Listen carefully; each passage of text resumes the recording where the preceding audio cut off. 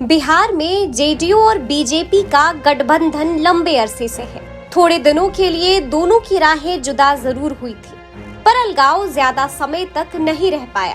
फिर से दोनों दल साथ मिलकर सरकार चला रहे हैं। पर ये कहना गलत नहीं होगा कि जेडीयू और बीजेपी का ये गठबंधन भी अजीब है। ये कहावत अक्सर बोली जाती है कि कहते हैं ना कि तेरी मेरी बनती नहीं, पर तेरे बिना मेरी चलती भी नहीं। बिहार में जेडीयू और बीजेपी का रिश्ता भी कुछ ऐसा ही है।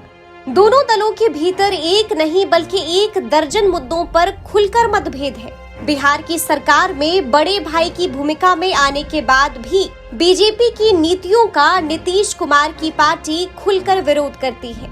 बीजेपी चाहकर भी जेडीयू को सभी मुद्दों पर साध नहीं पा रही।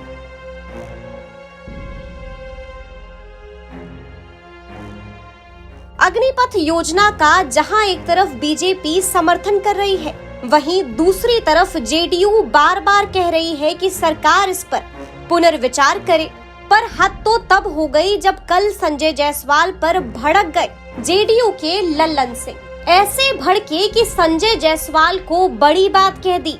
साफ कह दिया कि संजय जायसवाल मानसिक संतुलन खो चुके हैं। तो ये एक अच्छी योजना है। शासन से इतनी हमें जरूर उम्मीद है कि जिस तरह से टारगेट करके भाजपा को टारगेट किया जा रहा है, यह सरासर शासन की कहीं ना कहीं कमी दिख रही है और यह बहुत ही गलत बात है।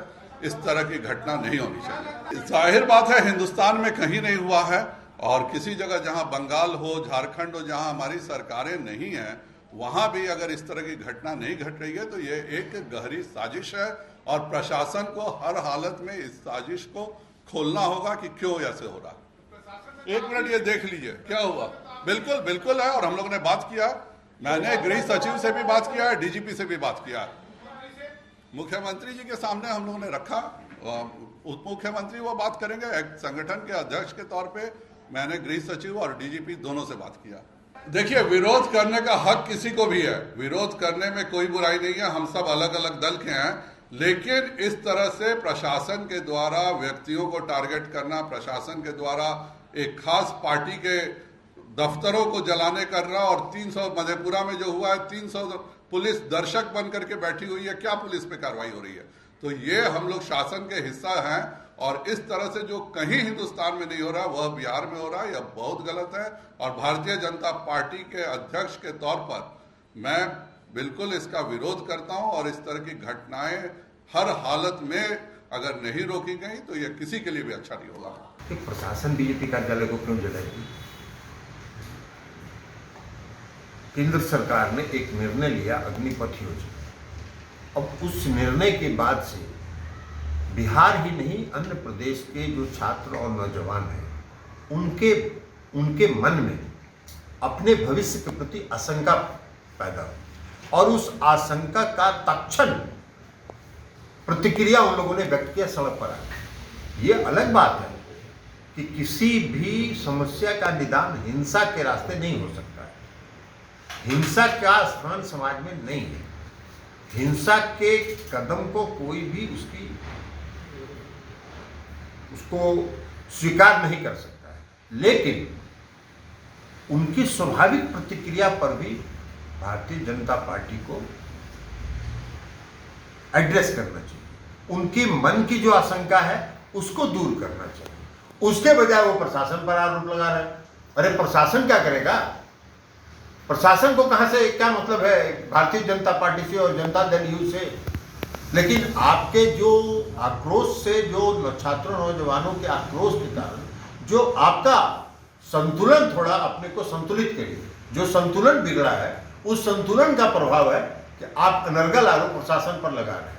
नीतीश कुमार जी प्रशासन चलाने के लिए सक्षम व्यक्ति हैं, और देश में गुड गवर्नेंस का उनको पुरस्कार मिल चुका है। तो इसलिए श्री संजय जायसवाल जी से शिक्षा लेने की जरूरत नहीं है। प्रशासन अपना काम कर रहा है, और अगर यही बात है तो भारतीय जनता पार्टी शासित जो प्रदेश हैं, उत्तर प्रदेश में, हरियाणा में, मध्य प्रदेश में, कई अन्य राज्यों में हिंसक घटनाएं हो रही हैं। वहां क्यों नहीं लोग गोली चलवा दे रहे हैं?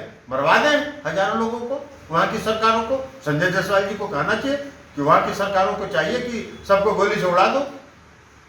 तो इस तरह की प्रतिक्रिया जो है वो दर्शाता है कि वो संतुलित नहीं। तो चलिए आज आपको उन कुछ मुद्दों का ब्यौरा देते हैं जिनकी वजह से बीजेपी जेडीयू के बीच टकराव है।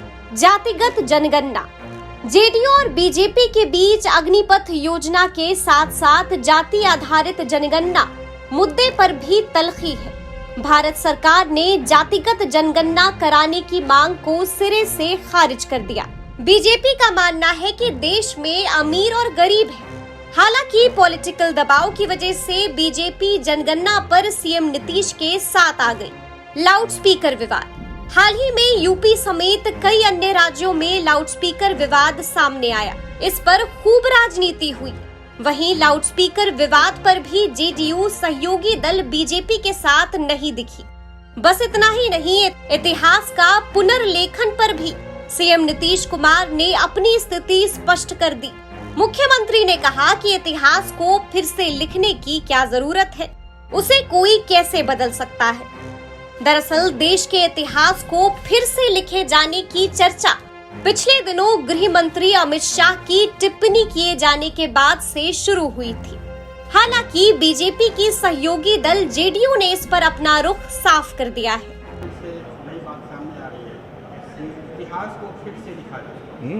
इतिहास को, हिस्ट्री को फिर से लिखने की जरूरत है, इसलिए कि अभी जो हिस्ट्री है या बच्चों को पढ़ाया जाता है तो मुगल रूलर का उसमें डोमिनेंस है, इंडियन रूलर को उतना इम्पोर्टेंस नहीं। अरे तो इतिहास बदल दीजिएगा। हमको तो मेरी समझ में नहीं कि कोई इतिहास बदल जाएगी। जो इतिहास है इतिहास है, हिस्ट्री जो भी है हिस्ट्री है। तो हमको तो नहीं कुछ समझ में आता है कोई इतिहास कैसे बदलेगा। इतिहास तो है ही। आप क्या चीज़ सोच करके बात कर रहे हैं, हमको तो नहीं लगता कोई इतिहास बदलने वाला है। अरे वो अलग बात है, कोई लैंग्वेज लिखने की बात होगी वो अलग बात है, लेकिन जो मौलिक इतिहास है उसको कोई थोड़ी बदल सकता है, उसको तो कोई नहीं बदल सकता। चलिए बुलंद रहिए। जनसंख्या नियंत्रण। जनसंख्या नियंत्रण पर भी दोनों दल साथ नहीं है। बिहार बीजेपी के कई बड़े नेताओं ने कई दफे कहा है कि जातिगत जनगणना कराने से पहले जनसंख्या नियंत्रण कानून की जरूरत है। बिहार बीजेपी के प्रदेश अध्यक्ष संजय जायसवाल, गिरिराज सिंह समेत भाजपा के कई बड़े नेता जनसंख्या नियंत्रण कानून की मांग कर चुके हैं। हालांकि नीतीश कुमार का कहना है कि कानून बना देने से जनसंख्या पर नियंत्रण संभव नहीं है। इसके लिए महिला शिक्षा की जरूरत है। बिहार में हम लोगों ने इस पर काम किया है, इस वजह से प्रजनन दर में कमी के संकेत मिले हैं। जनसंख्या पर 4.3 से लेकर 3 पर लाए। क्या अध्ययन किया आपको मालूम है ना। 12-13 में पूरा का पूरा अध्ययन करके इसको कितना हम पब्लिसिटी किया और कितना एक एक बात की। जैसे ही महिलाएं पढ़ी लिखी रहेंगी तो ये देश भर का अध्ययन किया गया ना कि पति पत्नी में पत्नी मैट्रिक पास है तो सबका 2 था प्रजनन दर, और हमारे यहाँ भी 2 था। और अगर इंटर पास है तो उसको भी देखा कि तो जो देश का प्रजनन दर उससे भी थोड़ा कम ही हमारा निकला, तो उसमें कितनी खुशी हुई। यूरेका की भावना आई मन में, और उसी समय से जो भावना शुरू कराए हैं, अब पढ़ाई का काम शुरू कराएं, उसी का नतीजा है कि अब जो लड़कियां पढ़ने लगी हैं तो उसके चलते अब प्रजनन दर पहुंच गया है 3 पर। और ये जो हम लोग काम कर रहे हैं ये करेंगे तो 5-7 साल के अंदर जरूर हम लोग 2 पर पहुंचा देंगे बिहार, अगर ये चीज़ रहेगा तब। तो उसकी कोई गणना या उसके लिए कोई कानून बना देने से खाली कुछ होगा, कुछ होता है।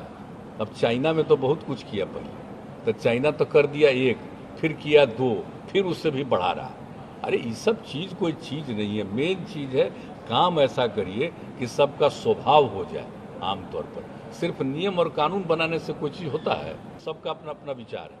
हमको तो जो लगता है भाई हम बात कर रहे हैं कि इससे कोई फ़ायदा नहीं होने वाला। फ़ायदा इसी से होना है जिसमें कि आप सबको सहमत करिए, सबको जागरूक कर दीजिए। हम लोग यहाँ पर जो कर रहे हैं तो आप ज़रा बोल दीजिए कि सबसे गरीब राज्य 4.3 से घटा कर 3 पर पहुँचा दिए ना, और यही करते रहेंगे तो बहुत जल्दी मैंने 5-7 साल में 2 तक पहुँचा देंगे, तो उसकी कोई ज़रूरत ही नहीं होगी। और लड़की जब पढ़ लेगी ना तो आप जान लीजिए पक्का वो सब ऐसा नहीं होगा। कई तरह का सबको जानते हैं ना भाई, सेक्सुअल रिलेशनशिप रहता है तो कोई ज़रूरी नहीं है कि सब बार वो ग्रहण ही करे। तो सब तरह से सबको मालूम है, जब पढ़ लिख लेने के बाद हर चीज़ की जानकारी रहे, असल चीज़ वही है। इसलिए मेरा व्यू है, अलग अलग व्यू लोगों का होता है, उसमें हम कुछ नहीं। टकराव के मुद्दे तो बहुत हैं, चर्चा भी बहुत है, पर अंत में हम तो यही कहेंगे कि दोनों का ये रिश्ता अजीब है। दोनों के बीच रिश्ते तल्ख हैं, फिर भी साथ रहकर सरकार चला रहे हैं। आखिर कैसी मजबूरी है ये? ब्यूरो रिपोर्ट, बिहार तक।